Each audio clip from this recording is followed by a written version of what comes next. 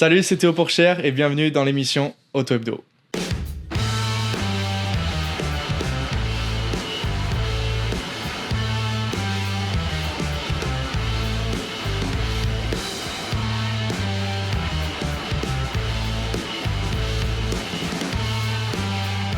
Salut à tous, et comme Théo vient de vous le dire, eh bien on a notre premier invité dans l'émission Auto Hebdo, Théo Pourchère, bienvenue. Merci beaucoup, ça fait plaisir d'être là. Voilà, merci d'avoir été le premier à accepter de nous rejoindre pour cette émission. On a également Valentin Glo et Mathieu Chambenois qui sont là. Comment ça va, messieurs ? Bah ça va très bien, ravi d'avoir Théo avec nous. Très bien, tout à fait, plaisir partagé, évidemment, très content de t'avoir. Et donc là, on va passer, environ 45 minutes, 1 heure ensemble, Théo, pour revenir sur ton actualité. Évidemment, on va parler de Peugeot, on va parler de tout ce qui se passe au niveau du championnat du monde d'endurance et aussi un petit peu sur ta carrière. Et tu vois devant toi, d'ailleurs, tu as quelques petites cartes indiquées Auto Hebdo et ça va être en fait des points de passage un peu de ta carrière. On va s'en servir justement pour remonter un petit peu le temps et je te propose de prendre la première carte justement. Allez, c'est parti. On va voir ça. Il y a un stress quand même, on le sent. Hein, c'est un bon ou un mauvais. Alors, le nouveau monde de Théo Pourchère. Ça c'est beau, c'est une belle photo d'ailleurs. C'est une belle photo. Je me rappelle c'était avec Valentin. Ouais, exactement. Un sujet qu'on a fait ensemble pour le guide des 24 heures du Mans. Exactement. Et pour Auto Hebdo. Ouais, non, c'est un bon souvenir parce que c'est 2024 pour moi. Donc bon, c'est quand j'ai fait mes premiers tests, les rookie tests avec Peugeot.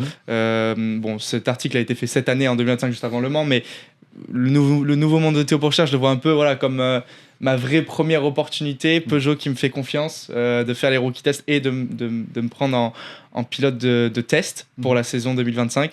Donc non, c'est beau de voir ça, je suis content et j'espère que c'est le début d'une très longue expérience, une très longue opportunité avec eux. Et depuis, Théo, tu as donc fait tes débuts en tant que pilote de course aussi, c'était à Bahreïn il y a quelques semaines maintenant. Comment ça s'est passé, cette première en hypercar, cette première avec l'équipe Peugeot en tant que pilote titulaire ?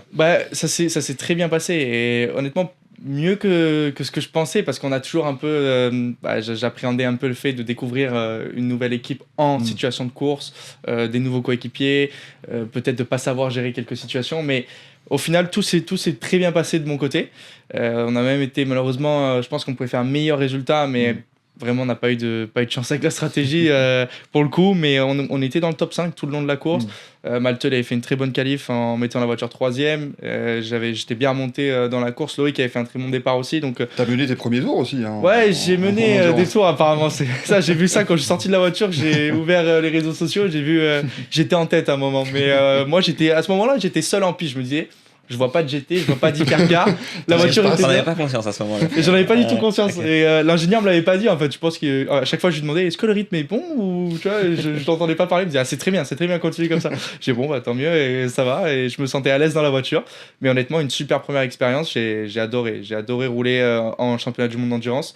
Je savais que ça allait me plaire et encore bon c'est les 8 heures de Bahreïn, c'était la dernière course de l'année. Je pense déjà, tu vois, des courses comme Spa, Le Mans, bien sûr, qui est, j'y pense quasiment tous les jours. On sait que c'est un peu notre moment de l'année, donc j'ai hâte de faire ces courses. Et c'était top. Justement, Peugeot sort d'une très belle deuxième partie de saison avec des podiums à Austin et à Fuji. Toi, quelles sont tes attentes et tes objectifs avec l'équipe pour l'année prochaine et pour ce qui sera ta première saison entière en WEC ? Ouais, je pense que mes attentes, pour moi, elles sont de, bien sûr, aider l'équipe à faire du mieux possible en tant que, maintenant, pilote professionnel, représenter une marque. Je pense que c'est important d'être sérieux, de ne pas faire d'erreurs, d'être le plus performant possible. Je me dois de donner mon maximum pour eux. Après, les objectifs, ils sont clairs. C'est de faire encore un petit peu mieux que ce qu'ils ont fait cette année. Et chaque année, c'est de mieux en mieux. Donc, et c'est proche de la première victoire. Donc, j'aimerais bien faire partie de cette première victoire, s'il y en a une, bien sûr, mais croise les doigts, c'est l'objectif. De faire du mieux possible. Le championnat du monde d'endurance, je pense que tout le monde l'a vu, c'est super serré, que ce soit en qualification ou en course. Il y a tellement de rebondissements que même avec la balance de performance qui resserre encore plus les voitures au final, et on n'a quasiment pas d'écart, on se retrouve avec un plateau mélangé à chaque course. Il y a des opportunités. Alors forcément, tu parlais du Mans comme un objectif. Tu l'as découvert, cette épreuve des 24 heures du Mans cette année. Comment ça s'est passé ? Comment tu l'as vécu pour ta première finalement sur les circuits un peu mythiques pas mythique, enfin très mythique. Ouais, carrément. C'est vrai que franchement, Le Mans, c'était un truc de fou. J'avais pas mal de stress avant ma première participation au Mans parce que c'est un circuit qui m'a été décrit comme quand même très dur par beaucoup de pilotes avec qui j'ai pu parler. est assez piégeur en fait, où on pense que parfois il y a des virages assez simples, qui semblent assez simples de l'extérieur, mais en fait c'est quand même une partie avec beaucoup de routes au Mans, la météo qui peut être capricieuse à certains moments, il y a des arbres, il peut y avoir des feuilles sur la piste, c'est quand même compliqué, et là c'est pour ça que je me dis que c'est une épreuve mythique après l'avoir fait et hyper compliqué à gagner, notamment en hypercar.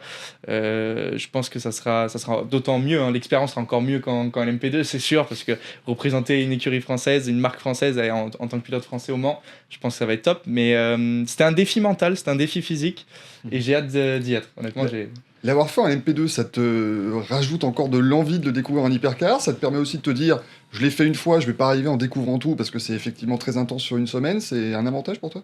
Ouais, franchement, c'est un avantage parce que je sais à quoi m'attendre. Ça, c'est une certitude. Même si c'est pas la même catégorie, je sais plus ou moins à quoi m'attendre. La seule chose que j'ai pas fait au Mans, c'est de rouler quand il pleuvait, quoi, vraiment, et on n'a pas eu de pluie. Je pense que c'est assez inédit d'ailleurs. On avait une bonne météo, il faisait chaud, mais on n'a pas eu de pluie. Donc si jamais il se met à pleuvoir, on sait pas, parce que Le Mans, c'est vrai que ça peut arriver dans la course, on peut avoir peut-être toutes les saisons en 24 heures, donc c'est ça qui est assez fou. Mais non, j'ai vraiment hâte, et c'est une des seules courses où après la ligne d'arrivée, j'ai vraiment senti de l'émotion, parce que mentalement c'est dur, mentalement c'est une épreuve, physiquement pour tout le monde, pour toute l'équipe, et on est passé en plus par des choses où mon coéquipier cette année en MP2 s'était mis dans le mur au bout de 2 heures de course. On a pu continuer quand même, et puis ensuite dans la nuit on a eu un problème au pit stop à cause du premier accident. La voiture, on a dû réparer, on pouvait pas changer les roues, elle était tombée sur le sol, donc c'était beaucoup de galères, mais on est allé au bout. On a fait les 24 heures du Mans, ce qui était important pour moi, de faire cette course en entier pour arriver prêt l'an prochain. Et mais ouais, c'est vrai que l'émotion après la ligne d'arrivée, elle était forte. Tu vois tout le monde, tout le public acclamer les pilotes, voir les vainqueurs passer, et tu te dis que t'aimerais être à leur place à ce moment-là. Mais non, c'est beau.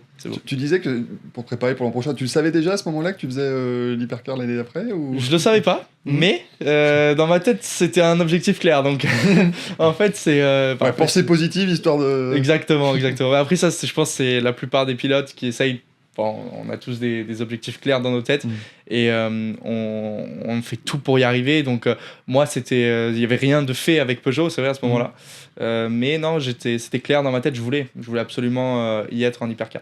Pour ta première année en endurance, tu as roulé dans 2 catégories différentes, donc en hypercar avec Peugeot à Bahreïn, mais aussi en LMP2 au Mans avec Algarve et toute la saison de LMS. Et quelles sont les différences pour toi entre ces 2 voitures que tu as découvertes cette année? Pour moi, la différence principale, je dirais, c'est le fait que déjà, chaque voiture soit unique en hypercar. Donc c'est beaucoup plus complexe techniquement. Il y a beaucoup plus de recherche au niveau des réglages de la voiture. C'est des voitures complexes en termes de système hybride. La LMP2, ça reste plus proche d'une Formule 3 où on a un moteur, châssis carbone, il y a beaucoup d'aéro et ça va vite, mais c'est simple, on va dire, ça reste simple du côté technique. Après, le manuel d'une hypercar, je crois que c'est 70 pages, je crois que c'est ça, non? C'est long. Ouais, c'est ça. Me le rappelez pas, c'est trop long. Non, mais c'est vrai que j'étais au simulateur hier, et oui, après, quand on le connaît par cœur, en fait, j'ai tellement fait de simulateurs, c'est à ça que ça sert aussi. Et quelques journées d'essai, je suis arrivé à Bahreïn, j'étais pas perdu en fait, mais c'est important de tout savoir, d'être pro, parce que c'est des voitures assez complexes. Mais j'ai adoré ce championnat parce que je me rappelle encore, j'ai des souvenirs, tu vois, de la Roland Safety Car de Bahreïn, où j'ai la Ferrari devant moi, je crois que j'ai une Aston Martin derrière moi. C'est fou, et chacun a un moteur différent, un style de voiture différent, et me battre avec les autres, avec la Peugeot, c'est beau, c'est ça que j'adore en fait en hypercar. Donc c'est un championnat que j'ai hâte de découvrir sur l'entièreté, faire surtout les 24 heures du Mans, mais tout le championnat du WEC avec des circuits que je vais découvrir comme ça au Polo ou Fuji, j'ai jamais roulé, donc non, j'ai hâte. Tu parlais de la complexité justement d'une hypercar, c'est hyper intéressant parce que toi tu as un parcours vachement varié où tu as notamment testé une Formule 1. La différence, elle est à mon avis majeure dans plein de cas de figure, mais qu'est-ce que tu notes comme différence entre une monoplace, une Formule 1 justement qui est très pointue, mais où notamment tu as accès à tes pneus, tu vois vraiment la piste différemment. C'est quoi les différences majeures, hein? Ouais, c'est vrai que ça m'avait pas mal choqué entre guillemets de monter dans une proto au début, et d'être enfermé dans le cockpit, de pas voir les roues, et c'est une autre façon de s'adapter aussi, parce que on n'a pas d'air qui vient dans le cockpit. Et comme j'ai dit, rien que de ne pas avoir les roues, moi, j'ai jamais été habitué à ça. Je voyais toujours les roues, même dans le détail, hein, quand ça commence à bloquer en monoplace, où tu vois que le pneu commence à changer de couleur, et là, tu sais où t'en es avec ta voiture. C'est différent. Les protos, alors, par contre, on a des petites LED à l'intérieur qui nous indiquent. C'est beaucoup plus... en fait, c'est dur de parler et de dire ça en quelques mots, mais c'est différent. C'est juste différent. C'est une autre façon de voir la course, de faire la course, et il faut s'adapter. Et c'est ça que j'aime bien aussi en tant que pilote, c'est m'adapter à de nouvelles choses. Bien sûr, c'est un nouveau défi en quelque sorte. C'est un nouveau défi, clairement un nouveau défi. Ouais, quand tu dis les diodes, c'est des diodes qui te disent quand tu bloques, et qui te disent aussi quand régénérer et relâcher plus tôt. C'est vraiment des aides. C'est ça. Pour que le pilote comprenne mieux comment... Exactement, on a ça aussi pour le contrôle de traction. En fait, il y a beaucoup plus de choses qui sont autorisées aussi en championnat du monde d'endurance ou European Le Mans Series que en IndyCar ou Formule 2 ou Formule 1. Et donc, du coup, les équipes exploitent un maximum le règlement et ça, on y a le droit. Après, c'est aussi des voitures qui sont complètement différentes, qui sont beaucoup plus lourdes. Donc, si on n'avait pas de contrôle de traction avec plus de 700 chevaux sur une hypercar, vous voyez parfois même avec des aides sorties des stands pneus froids, ça tape facilement, donc c'est normal. Justement, tu parlais de ne pas avoir les roues. Je sens que Mick Schumacher me disait exactement la même chose. C'est vraiment complexe quand on vient de la monoplace de passer à des roues couvertes. Ouais, c'est complexe. Surtout aussi pour le gabarit de la voiture, c'est assez différent parce que quand on est dans une monoplace, de bien voir ses roues, on sait vraiment où les positionner sur la piste. Quand on est dans une hypercar qui est massive quand même, c'est des grosses voitures. On ne sait pas vraiment où on en est. C'est-à-dire, quand on va chercher la limite, poser les roues sur une ligne blanche et on a de l'herbe mouillée juste à côté, si on y va un petit peu trop, ça peut être la catastrophe. Donc, c'est une habitude à prendre. Et aussi sur les vibreurs. C'est des voitures qui prennent beaucoup plus les vibreurs, mais bon, savoir où on en est exactement, c'est nouveau pour moi. Et puis t'es à gauche aussi, c'est bête à dire, mais en monoplace, t'es au centre de la voiture, là, tu te retrouves un peu déporté. Exactement, ouais, et c'est un petit détail, mais c'est important quand même. Que ce soit par exemple pour les arrêts au stand, pour bien se positionner, parfois c'est très serré, une voie des stands en endurance, on peut avoir des équipes de LMP2 au Mans ou même GT qui sont proches, qui sont déjà dans la voie des stands. En général, on se décale pour pas boxer en même temps, mais au niveau visibilité, c'est vraiment compliqué, quoi. Et on a des mécaniciens, on a le mécanicien qui vient remettre l'essence qui est vraiment proche, donc on n'a pas envie de le toucher. Faut pas prendre de pénalité pour dépasser son petit box, donc non, c'est différent. Pour revenir au Mans, vu que tu étais en LMP2 chez Algarve, est-ce que tu as eu des petits moments de stress quand tu voyais les Peugeot arriver derrière toi, dire il faut absolument pas que je fasse de bêtises? Quand je les voyais, c'est sûr que je les bloquais pas du tout. Je dis pas que je bloquais les autres, mais il y en a dans les sports, j'ai un peu plus ralenti. Donc tu étais plus prudent. J'étais prudent. Mais après, les hypercars, c'est vrai que ça défilait en ligne droite, quoi. Ouais, Peugeot comptait pas non plus sur une troisième voiture complètement, mais au moins il savait que voilà. J'étais là, j'essayais. C'était pratique.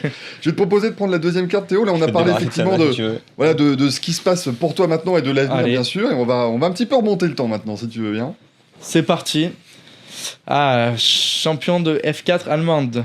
Oui, ça c'était 2019. Tellement soulagé, j'avais dit. Ouais. Non, je m'en rappelle très bien de ce moment-là, quand j'ai gagné la F4 allemande sur le circuit du Sachsenring, il me semble que c'était. Et non, c'est un bon souvenir parce que c'est mon premier titre au général, on va dire. J'ai été champion junior de F4 française, mais j'avais fait 3e du championnat. Là, j'ai fait champion général et c'était un championnat très relevé. J'étais jeune, j'avais 16 ans, 16 ans dans l'année. Tu venais d'avoir 16 ans au moment où tu es champion. C'est ça, je venais d'avoir 16 ans, donc assez jeune, j'ai beaucoup appris, j'ai fait beaucoup de circuits, en plus en Allemagne, qui sont très différents. Il y avait beaucoup de circuits de Formule 1, on a fait le Red Bull Ring, Hockenheim, Nürburgring, et d'autres circuits comme Sachsenring, Oschersleben, qui sont des circuits très serrés, très techniques, où la moindre erreur, et on peut vraiment sortir fort. Donc non, c'est un très bon souvenir. Alors du coup, tu succèdes en 2019 avec cette année de F4 allemande et ce titre à ton année donc en F4 France. Tu avais démarré à 15 ans, seulement à 14 ans d'ailleurs dans ce championnat. Comment est-ce que tu as rejoint après tes années de karting, où tu as d'ailleurs fini notamment 3e au championnat du monde, donc tu as quand même eu une belle carrière en karting. Comment est-ce qu'on se fait repérer pour arriver ensuite donc, à la FFSA Academy et démarrer vraiment ce parcours en monoplace? C'est vrai que moi, j'ai commencé très très jeune. Alors, c'est aussi, on va dire, c'était une volonté pour parce que je me sentais prêt aussi, enfin mon père, ma famille sentaient que c'est aussi le bon moment pour moi d'aller en Formule 4, en monoplace, mais aussi financièrement, c'était voulu, parce que le karting coûte très cher, et plus on fait des années de karting, plus on doit mettre du budget, et moins on en a bien sûr pour la monoplace. Donc pour moi c'était une volonté aussi de la part de ma famille de m'emmener rapidement en Formule 4 pour avoir cette chance au moins de se montrer. Pourquoi pas faire un bon résultat, ça s'est bien passé, et ensuite j'étais dans ça s'appelait Sauber Junior Team à l'époque, en Formule 4 allemande, mais oui, j'ai commencé très jeune, 14 ans, j'étais l'un des plus jeunes au monde je pense. Justement, tu parles de la F4 allemande et comme quoi ça a été important pour toi de découvrir des circuits comme ça, notamment internationaux. Est-ce qu'il y a eu un moment, peut-être un déclic, où tu t'es dit, là, je peux commencer à entrevoir vraiment plus loin? Ouais, honnêtement oui, parce que en fait, arrivé en F4, on se dit, quand on est jeune comme ça, on rêve de F1, on voit vraiment la pyramide. Et en fait, on se dit, c'est pas si loin que ça. F3, F2, F1, ça peut arriver vite. Ouais. Et en F4 allemande, j'ai le souvenir d'avoir fait une course en même temps que la Formule 1, c'était à Hockenheim en 2019. On était sur le même week-end. Et donc là, ça m'avait vraiment. On avait même visité le paddock Ferrari, et Charles Leclerc qui nous avait fait visiter le garage. En fait, c'était sympa. Et j'étais coéquipier moi avec Arthur, son frère. Et en fait, le championnat allemand avait sélectionné, il me semble, 4-5 pilotes pour faire un tour du garage Ferrari avec Charles. Et j'étais parmi eux. Et donc, il y avait Arthur, son frère. Et Charles nous avait présenté un peu la voiture, le stand Ferrari. Donc, c'était cool, c'est un bon souvenir. Et là, je me suis dit, c'est vraiment quelque chose, quoi, de voir tous les pilotes de F1 sur le même week-end que nous, même circuit. Je me dis c'est pas loin. Ça devient concret, quoi. Ouais, exactement. Ouais. C'est pas loin. Forcément, quand tu passes en F3, tu passes au niveau vraiment international. Est-ce qu'il y a une course, encore une fois un peu dans le même esprit, où en F3 tu te dis que tu peux passer à la F2, et donc là tu peux vraiment, à ce moment-là tu étais déjà suivi en plus dans l'académie, donc tu peux vraiment passer encore plus le cap et tu peux vraiment t'approcher véritablement du... Moi oui, c'est vrai que déjà de faire le saut F4, F3, c'était vraiment osé, et il y avait qu'un autre pilote qui l'avait fait avec moi, c'était Dennis Auger qui avait fait vice-champion de F4 allemande aussi, donc les deux premiers de la F4 allemande étaient passés en F3, et donc tout le monde à ce moment-là, je me rappelle beaucoup de gens dans le paddock se disaient que c'était vraiment débile de faire ça en fait, parce que de sauter l'Africa, c'est ça, et parce que la F3 FIA, c'est une voiture qui va quand même beaucoup plus vite, qui est une gestion des pneus qui est plus importante, le DRS qui est nouveau à gérer pour faire la course, c'est quand même une autre façon de faire la course, de doubler ses concurrents, de défendre. Et donc il y avait beaucoup de personnes qui étaient sceptiques de me voir monter en F3. Et au final, la première course, ils avaient raison, parce que j'ai pas marqué de points, et j'avais fait un mauvais résultat. Mais par contre, le deuxième week-end, c'est là pour moi qui a été un peu la révélation et la grosse prise de confiance aussi pour moi, en me disant en fait c'est pas si incroyable que ça, et je suis capable de le faire, et de me dire que voilà, j'en ai les capacités, que ce soit tous ces pilotes qui m'inquiétaient sur le premier week-end de course, où je me disais je sais pas si je suis à leur niveau, Piastri, Sargent, il y en avait d'autres, même Vesti qui était chez Prema, le trio Prema, mes coéquipiers qui étaient rapides et tout. Et puis au final, j'ai gagné dès le deuxième week-end. Donc, tu te dis, bon, ça va, finalement. En fait, je me suis dit, ça va, je suis dans le rythme, je suis tout le monde, je m'en sors bien. Et je manque encore un peu d'expérience, ça peut que aller de mieux en mieux parce que je vais apprendre la catégorie. Et à cette victoire de F3, j'ai vu que vraiment qu'il y avait quelque chose à faire. Tu parles justement d'Oscar Piastri que tu as fréquenté pendant ces années en monoplace, contre qui tu t'es battu, pardon. Ça serait intéressant d'avoir ton avis un peu sur ce qu'on voit actuellement dans la saison de F1. On a l'habitude de voir Oscar Piastri qui a du mal à finir sa saison, on a cette impression-là, que ce soit en F3, en F2 et maintenant en F1. Quel regard tu portes là-dessus, et notamment sur la deuxième partie de saison de F1?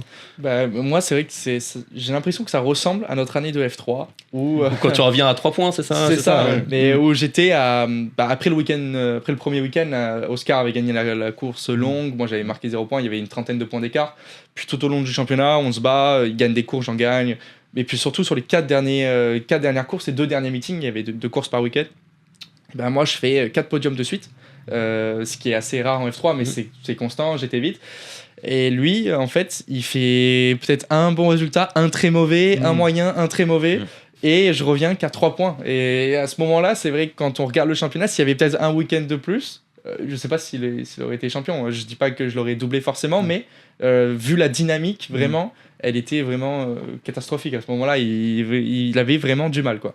Donc ça ressemble un peu à ce cas-là. Et en F1, j'ai du mal à. Enfin, quand on voit ça à l'extérieur, on se dit. Il domine vraiment la plupart de la saison. Enfin, il est plus fort que son coéquipier. Il fait beaucoup de pôles, beaucoup de victoires assez dominantes.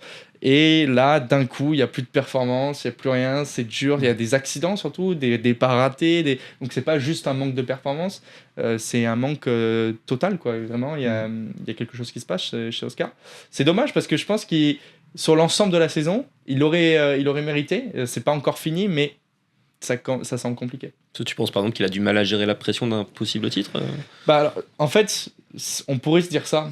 Moi, connaissant un peu Oscar et ayant roulé avec lui, je me dis que c'est quelqu'un quand même qui montre très peu d'émotions, qui semble très froid en fait au premier Oui, il a un peu un côté cyborg un peu. C'est ça. Il est assez froid, mais du coup, est-ce que c'est peut-être pour se protéger, on ne sait pas. En fait, chacun a une façon de vivre les choses et lui, c'est vrai que c'est un pilote globalement qui a très peu d'émotions, qui les montre pas en tout cas. C'est surtout ça. Et donc, bon, là, il montre toujours très peu d'émotions et ça va mal. S'il gagne, il en montrera pas trop. Enfin, c'est assez bizarre. C'est dur de voir ce qui se passe chez Oscar. C'est pas comme Max ou comme Lando. Quand il gagne une course, on va le voir.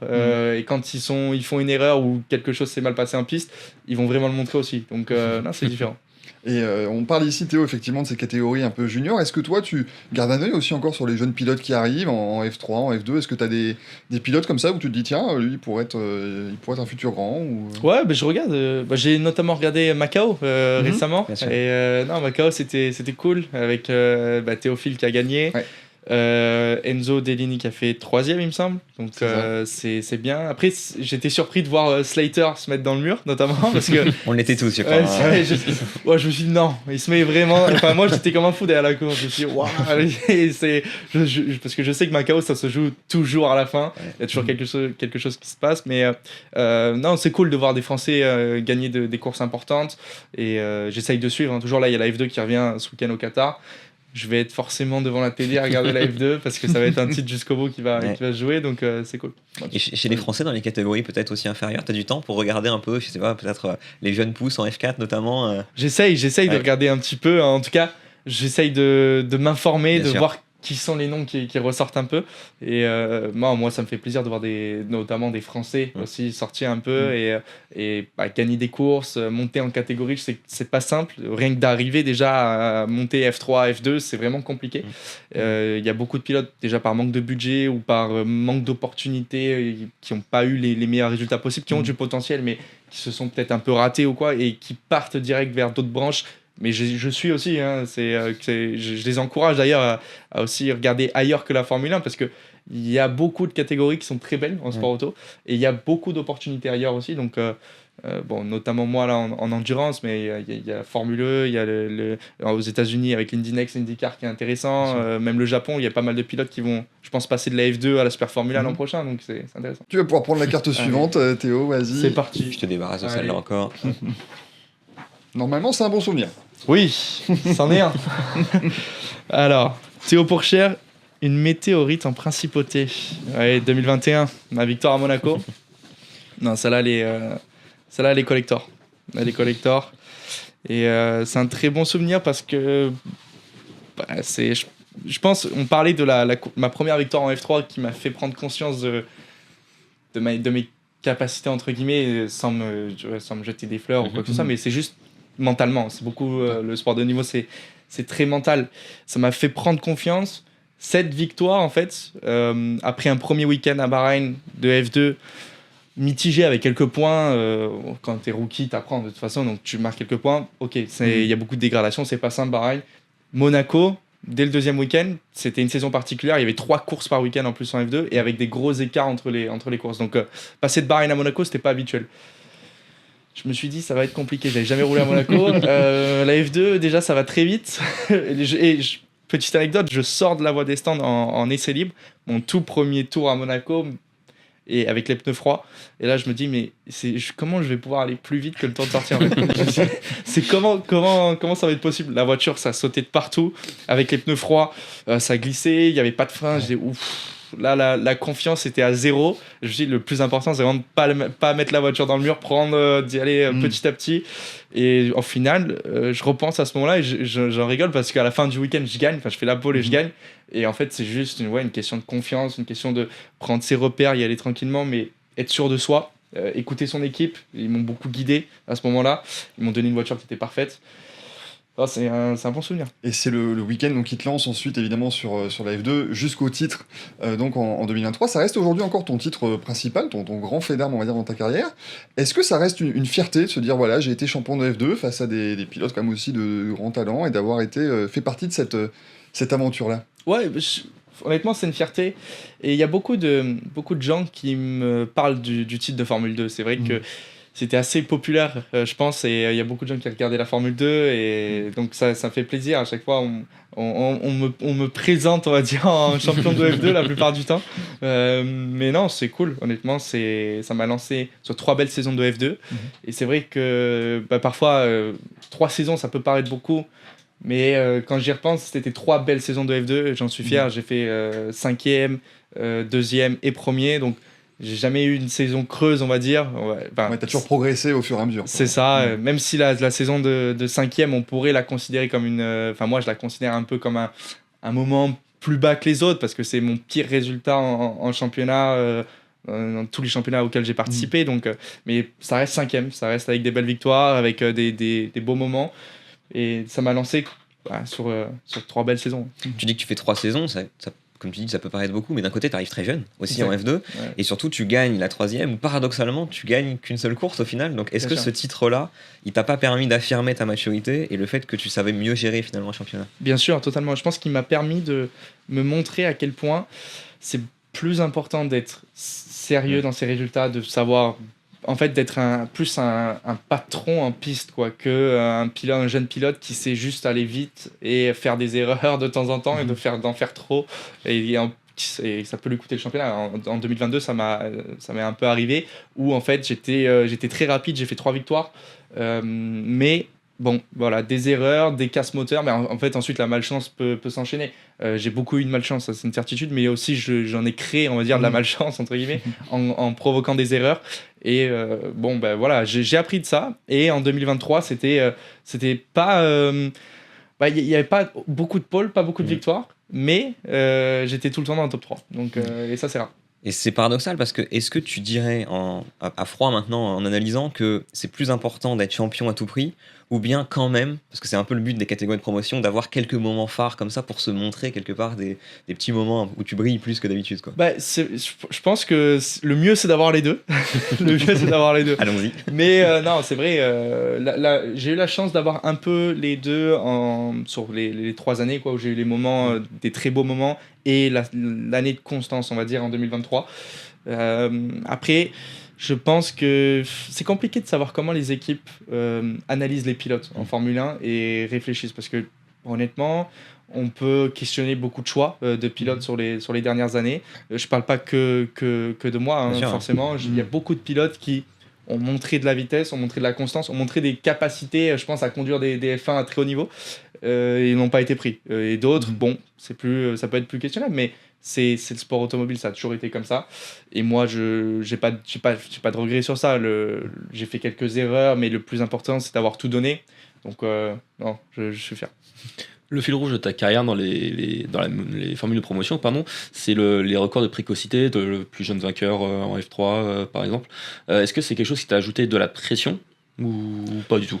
Honnêtement, en fait, j'ai pas trop fait gaffe à ça parce que pour moi, c'était naturel d'arriver jeune. On m'a toujours mis en fait, dans les catégories toujours très jeune, que ce soit en karting, en Formule 4, ensuite F3, F2. Et en fait, j'ai dû m'habituer à rouler avec des personnes plus âgées que moi, qui avaient beaucoup plus d'expérience, travailler avec des adultes. Donc, ça m'a fait bien sûr grandir plus vite. Je pense que c'était positif. Ça va m'aider surtout là sur les prochaines années. Ça, c'est une certitude. Après, forcément, il y a des moments où je me dis, en regardant ma carrière, ça aurait été mieux d'avoir un petit peu plus d'expérience et j'aurais fait des meilleurs résultats directs. Mais c'est comme ça. Et quel résultat, par exemple, aurait pu, on va dire, changer ta carrière ou quelle direction tu penses que tu aurais dû prendre avec le recul? Honnêtement, c'est une bonne question parce que c'est pas c'est pas une question que je me suis posée. C'est vrai. J'avance en fait, j'ai avancé comme ça et je me suis toujours dit bon, j'ai fait du mieux possible, j'ai eu des victoires, j'ai eu des défaites, mais globalement, j'ai fait du mieux possible, ça s'est bien passé, ça s'est même très bien passé. Hein. Je suis content de la carrière jusqu'à présent, mais je pense qu'il y a des moments, c'est sûr qu'il y a des équipes plus dominantes que d'autres dans les catégories juniors. Je pense que ça aurait pu m'aider aussi à performer plus vite. Mais ce qui est beau, c'est que j'ai une équipe qui m'a fait confiance avec Art Grand Prix et on s'est fait confiance mutuellement, on a grandi ensemble et on allait chercher ce titre ensemble. On a amélioré au final la voiture sur ces 3 années de F2, même en F3. Tout au long de l'année, on s'est aidé et donc non, on a performé ensemble. Mais c'est sûr qu'à l'époque, quand Prema en F3 dominait beaucoup, en F2, même l'année 2023, avec Berman et Vesti, ils avaient une voiture très très performante. Ça peut aider, on sait que le sport automobile c'est aussi la machine qui compte. Ouais, il faut bien avoir en tête ça, pardon, je me permets, mais c'est vrai que même dans les catégories de promotion, c'est quand même important de beaucoup développer. Faut pas avoir cette image de c'est les mêmes voitures et c'est uniquement le pilotage, c'est aussi cette capacité de développer. Bien sûr, c'est hyper important, il y a des équipes qui mettent beaucoup plus de moyens aussi que d'autres sur que ce soit les ingénieurs, les mécaniciens, les pilotes qui développent, qui essayent de chercher des réglages meilleurs. Et c'est important parce que bon, on a tous les mêmes voitures, mais à la fin, les écarts sont pas énormes. Mais on parle de 1 dixième, 2 dixièmes, ça peut faire 3-4 positions. C'est différent. Certains pilotes ont dit que la F3 pouvait mieux préparer la F1 que la Formule 2. Tu partages cet avis? Pas vraiment, honnêtement. Moi, je trouve que la F3, c'est une bonne voiture parce qu'elle est légère et rapide dans les virages rapides. Donc, on se rapproche un peu de la F1 de ce côté-là sur le fait de pas beaucoup casser sa vitesse avant des virages et avoir une bonne vitesse minimum, on va dire, dans les longs et virages rapides. Par contre, ce que j'aime bien avec la F2, c'est que c'est quand même une voiture assez compliquée à conduire. Elle pardonne pas l'erreur. On voit beaucoup de pilotes faire des grosses erreurs. J'ai pu en faire, taper des murs dans les circuits en ville et tout. C'est une voiture qui pardonne pas l'erreur. Donc, si on sait vraiment emmener une F2 à la limite et faire un beau championnat, faire des beaux résultats, je pense qu'on est capable. Pour moi, je trouve que j'ai eu l'occasion d'essayer la F1. Je vais pas dire que c'est moins compliqué, mais juste sur la sensation de grip, on est un peu plus à l'aise qu'en Formule 2. On n'est pas à la limite tout le temps pareil. C'est un peu différent. Donc honnêtement, moi je trouve que la Formule 2 prépare assez bien. Après, bien sûr, ça dépend des équipes. Il y a eu pas mal de polémiques sur le championnat, mais oui, c'est comme ça, quoi. Mais du coup, ça tombe très bien que tu commences un petit peu à évoquer la Formule 1. Je t'invite à prendre la carte suivante. Spoiler alert, peut-être, qui sait. Mais Allez. Là aussi, normalement, c'est un bon souvenir. C'est un bon souvenir. C'est une d'auto-hebdo. Une. C'est pas mal. C'est beau. Pour Cher sur la grille dès 2022. Alors là... Bon. Non, bon, voilà. Alors, on peut dire non, effectivement. Mais ça aurait pu. Ça aurait pu, pourquoi pas. C'est après ton premier test, ça, en F1. C'est ça. Comment est-ce que tu l'as vécu, ce fait de dire ça y est, je vais tester une F1? Il y avait de l'appréhension, il y avait de l'excitation. C'était quoi ton état d'esprit à ce moment-là? Il y avait un peu d'appréhension, mais quand j'y repense, ça avait 17 ans. J'avais 17 ans. c'est fou en fait. Et là, d'y repenser maintenant, je pense que c'était un truc de fou. Hein. C'était un truc de fou quand Fred me l'a annoncé. Et puis, bon, petit détail, j'avais eu le crash à Bakou où je m'étais fracturé le radius. Et j'avais fait la course de Silverstone en F2, c'était juste après la course de Silverstone, mais je me rappelle avoir fait le test encore avec le bandage au bras et tout. La chance que j'avais, c'est qu'il y avait la direction assistée. Et donc, physiquement, ça allait et j'étais prêt pour le test. Mais très, très bon souvenir. Très, très bon souvenir sur le circuit de Budapest. C'était un beau cadeau d'anniversaire. C'était au mois d'août, il me semble, ou fin juillet, donc juste avant mon anniversaire. Donc, tu disais que tu avais 17 ans, justement. Tu pensais à ce moment-là que c'était trop tôt ou... Ouais, je pense honnêtement, en y repensant, c'était trop tôt. Et quand tu penses à un Max Verstappen qui a débuté en F1 à 17 ans, à cet âge-là, tu t'imagines que c'est fou. Ça a pu... C'est fou, honnêtement. Ce qu'il a fait, c'est fou. Après, je pense qu'il a eu une préparation différente. Moi, pour ma carrière et à cet âge-là, à ce moment-là, j'étais pas prêt. C'est une certitude en y repensant. Je voulais absolument, et je pensais aller en F1 en 2022 parce que je voyais que c'était pas loin, que je faisais des bons résultats en F2, que ça parlait de moi potentiellement pour aller en F1. Donc, je me suis dit, si l'opportunité se présente, bah oui, c'est un rêve et j'y vais. Mais aujourd'hui, en y repensant, il fallait surtout pas le faire. Je pense que c'était pas le bon choix. Mais bon, ouais, c'est comme ça. C'est intéressant parce que c'est un son de cloche qui ressemble un petit peu à ce que, par exemple, pouvait dire Isaac l'année dernière, quoi, ou même l'année d'avant, typiquement. Ouais, bien sûr. Mais on le sent en fait en tant que pilote, si on est prêt ou pas. Là, j'avais pas du tout vécu assez de choses. Et le fait d'avoir juste après ça fait ma deuxième partie de F2, saison de F2, première saison de F2, où j'ai fait plus de podiums, des victoires. Mais j'ai eu le crash à Jeddah, j'ai eu la course moyenne à Abu Dhabi. Et là, ça m'a fait réaliser, j'ai beaucoup de choses à apprendre, beaucoup de maturité à apprendre. Donc, non, mais c'est un très bon souvenir ce test en F1. C'était une bonne expérience de travailler avec une équipe de F1 pour la première fois avec des ingénieurs incroyables et de se dire qu'il y a beaucoup de monde derrière soi pour une seule voiture et qu'il faut être sérieux. Mais tout s'était très bien passé, c'était un bon premier test. Ça fait quoi être en une d'un magazine à 17 ans? Je pense que c'est mon père qui doit être content. Mes parents, ils doivent être contents, mais oui, il doit l'avoir, hein, vous inquiétez pas. À chaque fois je suis dans Auto Hebdo, la dernière fois, après Bahreïn, il a pris le Auto Hebdo, j'y étais, donc non, parfait. C'est bon. J'espère qu'il a apprécié la lecture de l'article. Ah oui, il me l'a montré. Je suis allé dans son bureau, il me l'a montré. Mon père me dit tiens, t'es dans Auto Hebdo. Je sais. T'es biaisé, Valentin. En fait. Non, pas du tout. Je vois pas de quoi tu parles. Voilà, mais c'est cool, ouais. Franchement, non, c'est top. Et bon, on réalise pas vraiment quand on est jeune comme ça, à 17 ans, de se dire on est très médiatisé. Mais pour moi, c'était que du plus. Et j'ai pas. Je changerai jamais. Et j'ai pas changé depuis. C'est juste cool. Je vis de ma passion, j'adore ça. Donc, non, tu le vivais d'ailleurs comment? C'est intéressant parce que ce rapport aux médias, parce qu'effectivement, tu arrives, on parle de toi dès que tu as 14, 15 ans, c'est vraiment très jeune, et jusqu'à maintenant, comment tu as évolué avec ça? Est-ce que c'était quelque chose que tu as pris tout de suite et avec lequel tu étais tout de suite à l'aise ou... Honnêtement, j'étais globalement tout de suite à l'aise avec les médias. Je pense que pour moi, le plus compliqué à gérer, c'était plus les réseaux sociaux, ou plutôt la vie des gens sur les réseaux sociaux, où j'étais beaucoup...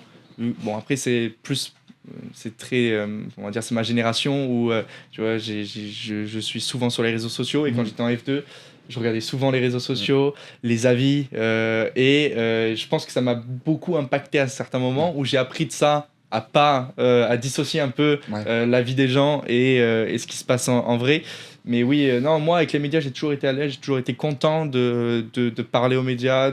Je trouve que ça a toujours été quelque chose de positif et je sais que les médias sont là pour les pilotes, on est là pour les médias aussi, on s'entraide et on fait aussi populariser le sport automobile, ça qui est important pour moi. Et c'est pour ça que tu es déjà un peu de l'autre côté de la barrière en étant de temps en temps consultant. C'est ça, j'aime bien honnêtement, j'adore commenter les courses parce que j'ai eu un peu d'expérience, que ce soit les courses de Formule 2 et un peu en F1 avec les essais F1, donc j'aime bien commenter, j'adore ça honnêtement. Après, je préfère être derrière le volant, ça c'est une certitude, mais bon. Bon, on va passer sur un moins bon souvenir. Grand Prix du Mexique 2023, tu fais une autre séance d'essai avec Alfa Romeo et ça se passe pas très bien, souci mécanique, tu roules quasiment pas. Qu'est-ce que tu ressens à ce moment-là? À ce moment-là, j'étais dépité, frustration énorme. J'avais juste envie de partir du paddock, de rentrer à l'hôtel. J'étais vraiment, vraiment dépité parce que on se prépare énormément pour ces séances d'essai libre. C'est le seul moment un peu de briller dans une Formule 1 pour un jeune pilote. Et moi, je savais que c'était important parce que ça pouvait peut-être m'offrir des opportunités, de me montrer. J'étais vraiment à l'aise. Je me sentais prêt à faire une bonne session. Après, ça dépend de la voiture et tout, mais c'est vraiment de montrer que j'étais vite et que je savais aussi donner des directives à l'équipe après avoir fait beaucoup de simulateurs durant l'année. Et non, juste d'avoir un problème comme ça, c'est dommage. C'est dommage et je pense que je pense que ça a pu me coûter un peu aux yeux peut-être d'autres équipes de pas pouvoir montrer à ce moment-là. Et bon, c'est un coup dans une carrière, sûr que ça fait mal. J'imagine que dans la même verve, malheureusement, on n'est pas dans les meilleurs moments, mais malgré tout, tu as forcément une réaction, tu as forcément une manière de digérer l'annonce notamment de Guan Yu Zhou chez Alpha.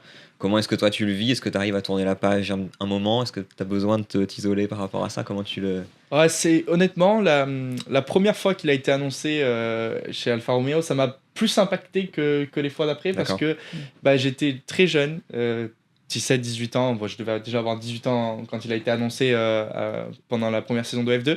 Mais en fait, j'étais ébloui par le fait que en fait, je pensais vraiment qu'à la F1 et j'étais focus sur ça et je me suis dit honnêtement je fais du mieux possible, je donne tout et je vais l'avoir en fait mon rêve.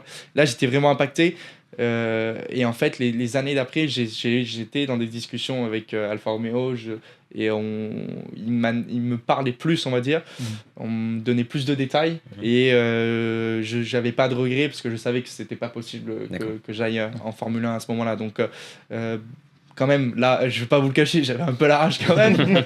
Parce que bon, quand on fait des bons résultats et tout, on veut avoir au moins une chance. Au moins de se montrer en F1, ça aurait été l'idéal. Mais bon, c'est comme ça et je savais pourquoi je ne pouvais pas y aller. Maintenant que tu es en endurance avec Peugeot, est-ce que tu penses encore un peu à la F1 ou tu es full concentré sur le projet Peugeot et les 24 heures du Mans Pour moi, je suis full concentré sur le projet Peugeot parce que en fait, je me sens vraiment considéré vraiment à 1000%. Donc, je sais qu'ils ils mettent aussi beaucoup d'espoir sur moi et que c'est top, honnêtement, en tant que pilote. Alors, ça rajoute de la pression. C'est important d'être considéré par un constructeur, mais c'est pas mal de pression. Mais j'ai hâte parce qu'en fait, j'ai découvert à quel point, et en grandissant, c'est ça qui est bien aussi, à quel point d'autres championnats sont aussi très bien. Il n'y a pas que la Formule 1, c'est vrai que plus tu es jeune, en fait, plus tu penses qu'à la Formule 1. Et quand tu n'y arrives pas, bah, tu te dis, il n'y a que ça, quoi, en fait. Non, c'est faux, il n'y a pas que ça.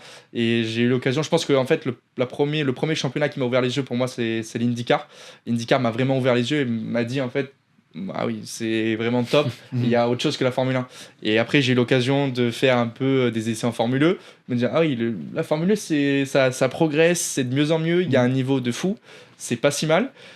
Le WEC, excellent, franchement j'ai trouvé ça vraiment top à Bahreïn et puis le fait d'avoir participé aux 24 heures du Mans et là je me dis honnêtement j'ai hâte d'être l'an prochain, de faire la saison entière et le niveau des pilotes, les constructeurs, le professionnalisme qu'il y a dans le championnat, bah, il est au niveau de la F1 donc ça c'est top. C'est un super message pour les jeunes qui passent après toi aussi, d'ouvrir son esprit tôt et de tester le plus tôt possible d'autres choses aussi. Exactement, franchement moi c'est le conseil que je donnerais aux jeunes pilotes, c'est vraiment de regarder le maximum d'opportunités possibles parce que mais lâchez pas, enfin je veux pas envie qu'ils lâchent leur rêve d'atteindre la Formule 1. Bien sûr. Moi je leur souhaite à 100% le truc que je leur souhaite le plus surtout c'est d'être heureux et de réussir dans le sport automobile, d'être professionnel et il y a moyen de l'être, c'est ça qui est important donc il y a beaucoup de voies possibles.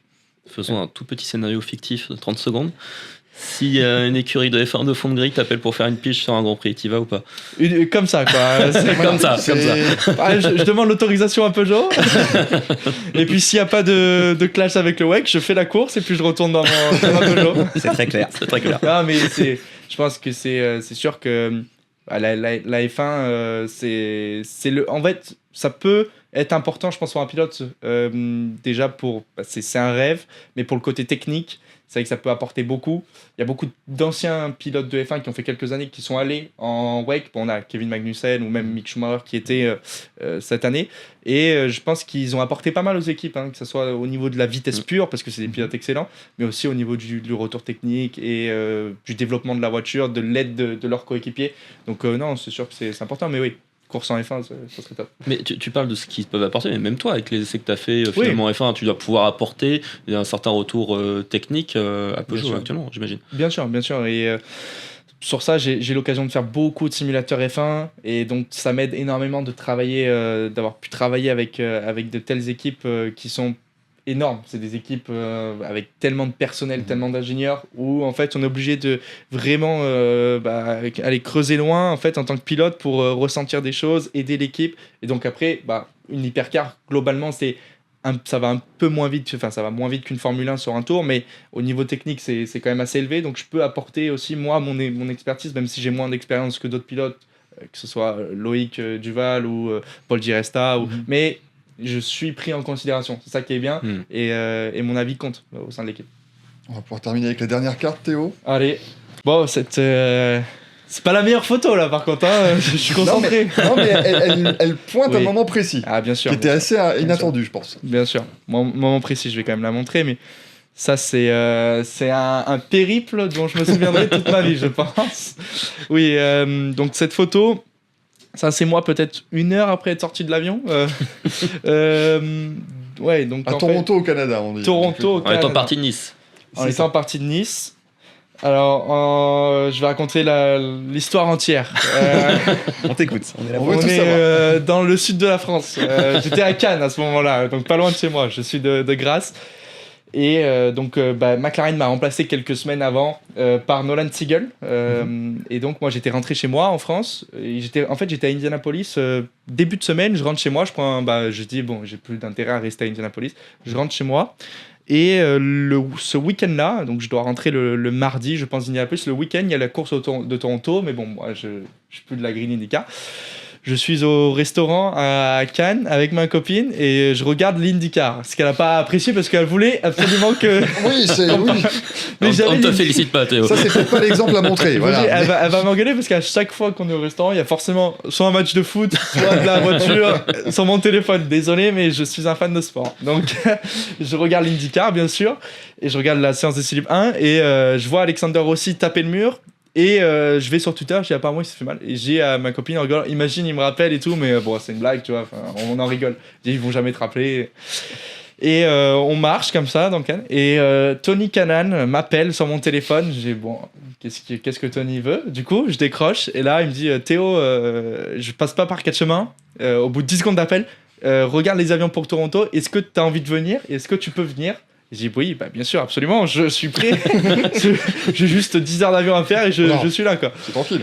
Et je regarde les avions, je prends même moi l'avion qui me rembourse plus tard, mais que du coup, je fais tout moi, les Ah, papiers. il a tout géré directement, en fait. J'ai tout géré, je dis voilà, il y a un avion, en plus j'ai de la chance qui part à 6h du matin de l'aéroport de Nice, une escale en Allemagne. Et j'arrive à Toronto. Il m'a dit c'est parfait, tu prends ça. Et à Toronto, l'équipe de McLaren est venue me chercher. On a pris le métro pour aller au circuit, c'était le plus rapide. Et là, j'arrive, je mets la combi. Ils avaient ma combi encore, mon siège, ils avaient tout avec eux. Et voilà, donc je suis monté dans la voiture, j'ai fait qualif direct. Hein. Donc ça, c'est quand même intéressant. Sans séance d'essai, rien du tout. Sans séance d'essai, sans connaître le circuit, sans rouler depuis 8 semaines. En plus, c'est un circuit compliqué en ville, Toronto. Circuit très compliqué, il faisait 30 degrés, circuit complexe, et je finis qu'à 8 dixièmes de Pato, il me semble, en qualif, au World. Donc j'étais plutôt satisfait. Pas dernier, avant-dernier en plus, j'étais. Et donc plutôt satisfait. Par contre, je me suis dit, là, ça va être dur. Physiquement, la course, 100 tours à Toronto. Et le lendemain, je fais 14e. Au final, j'évite un peu tous les accidents. Et je pars 26e, il me semble, et je fais 14e. Donc bon, c'est un bon souvenir, ça. Justement, ton arrivée en IndyCar, comment ça s'est passé? Parce que tu avais déjà des contacts avant. Parce on se souvient, tu es allé en Super Formula. Finalement, je crois que tu n'as fait qu'une seule course. C'est ça. Donc déjà, pourquoi tu as décidé de partir de la Super Formula? Est-ce que c'était lié à l'IndyCar, des discussions que tu avais déjà à ce moment-là?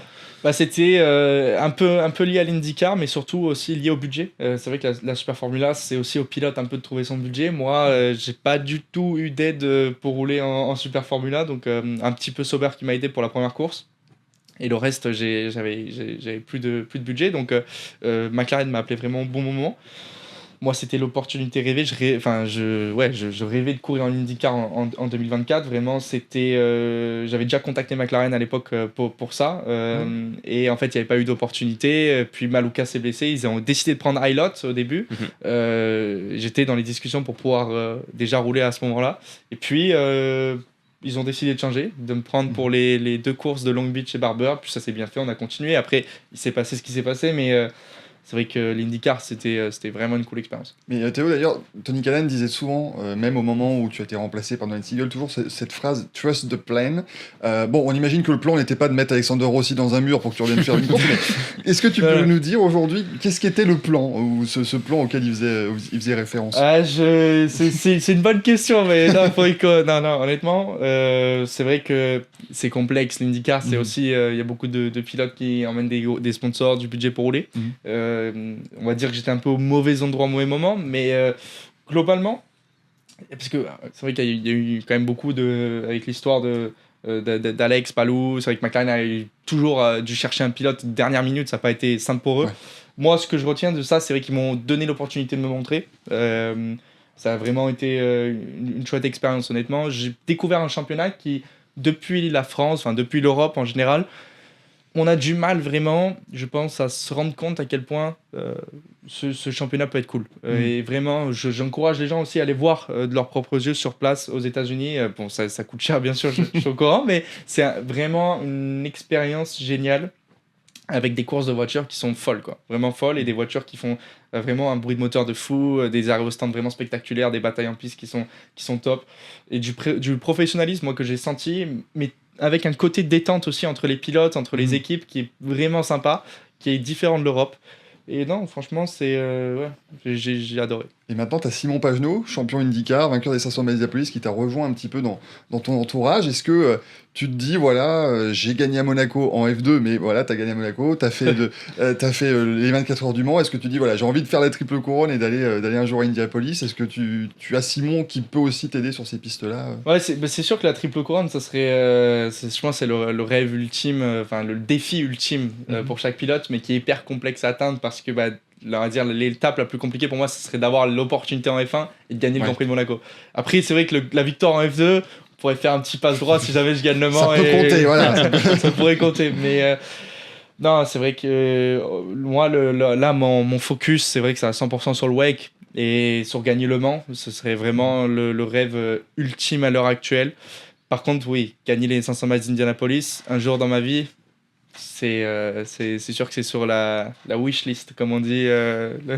Donc honnêtement, je rêverais. J'y suis allé 2 fois en spectateur et je pense pas qu'il y ait d'autres événements sur la planète sportif, vraiment, qui soient proches de ça. Hein. Vraiment, c'est vraiment un truc de fou. C'est le spectacle, la peur, mais aussi vraiment, on se dit, c'est un truc de fou. Le vainqueur doit se sentir fou, quoi. Et en parlant à la fois de l'endurance et des États-Unis, est-ce que participer aux 24 heures de Daytona, ça t'intéresserait? Ça m'intéresserait. C'est vrai que c'est pas d'actualité, on va dire, pour la prochaine édition.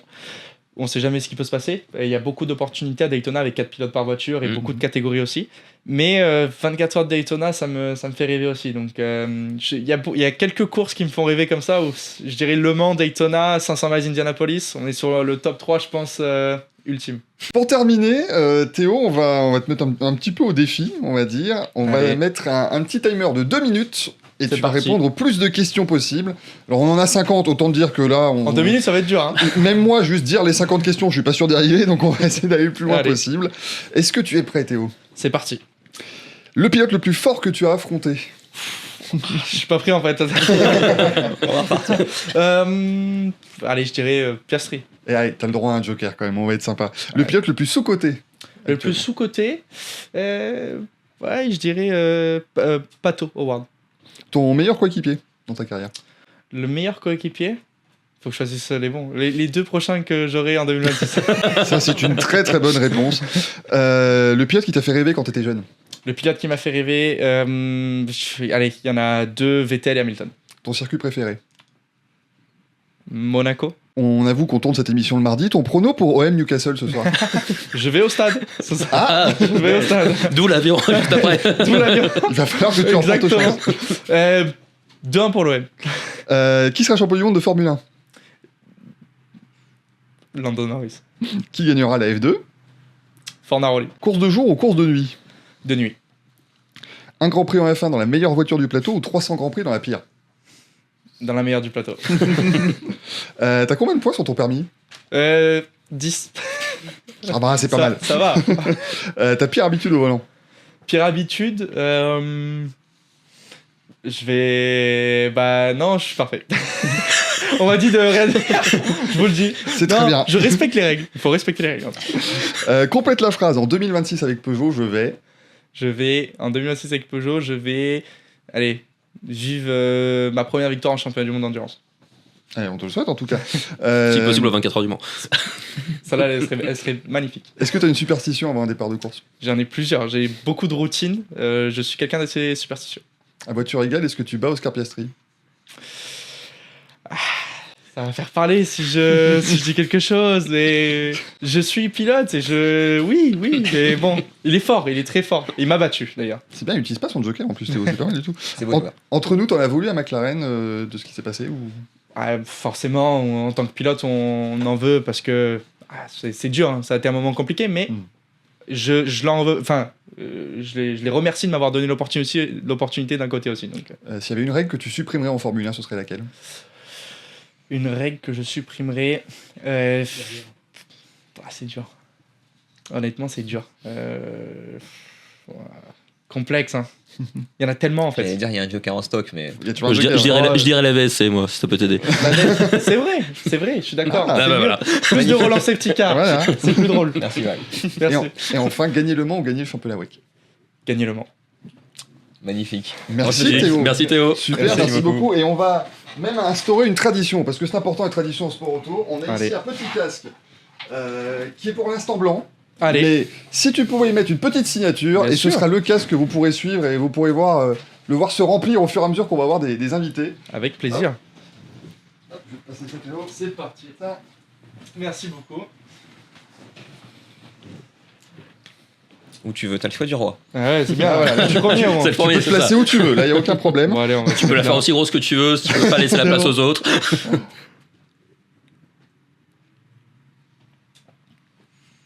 On est bon. Magnifique, Merci merci beaucoup. beaucoup. Merci Théo. Voilà, Super. Merci d'avoir été là, Formidable. Théo. Merci beaucoup. avec plaisir. C'était vraiment chouette, merci beaucoup. Et puis écoute, on te souhaite tout le meilleur pour cette saison de WEC avec Peugeot. Merci beaucoup. Et bon match ce soir. Ne vous inquiétez pas.